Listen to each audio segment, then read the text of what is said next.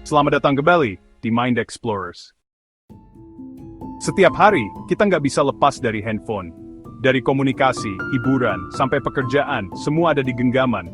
Tapi pernahkah kalian bertanya-tanya, gimana sih awal mula handphone? Siapa yang pertama kali menciptakannya? Dan bagaimana teknologi ini berkembang sampai secanggih sekarang? Di video ini, kita akan mengupas sejarah handphone, mulai dari perangkat besar yang hanya bisa digunakan untuk telepon, hingga smartphone yang kita pakai saat ini. Sebelum ada handphone, komunikasi jarak jauh hanya bisa dilakukan melalui telepon rumah atau kantor yang menggunakan kabel. Tapi semua berubah di tahun 1973, ketika Martin Cooper, seorang insinyur dari Motorola, berhasil melakukan panggilan telepon pertama menggunakan perangkat portabel. Handphone pertama itu bernama Motorola Dynatac 8000X, ukurannya besar, beratnya hampir 1 kg, dan hanya bisa digunakan untuk menelpon selama 30 menit sebelum baterainya habis. Meski begitu, ini adalah langkah revolusioner dalam dunia komunikasi. Tapi saat itu hanya orang kaya atau pebisnis yang mampu membeli perangkat ini, karena harganya sangat mahal. Memasuki tahun 1990-an, teknologi handphone mulai berkembang.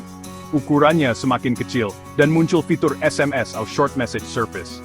Salah satu ponsel legendaris di era ini adalah Nokia 3310, yang dikenal dengan ketahanannya dan fitur permainan Snake yang ikonik. Selain itu, di akhir 90-an, mulai diperkenalkan jaringan 2G, yang memungkinkan komunikasi lebih jernih, dan pengiriman pesan teks lebih cepat. Tahun 2000-an menjadi era kebangkitan smartphone. BlackBerry menjadi populer dengan keyboard QWERTY dan fitur BBM BlackBerry Messenger, yang menjadi tren di masanya.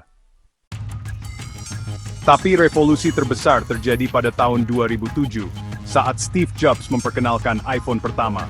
Berbeda dengan ponsel sebelumnya, iPhone memiliki layar sentuh penuh tanpa keyboard fisik, tampilan yang elegan, dan sistem operasi yang bisa menjalankan berbagai aplikasi.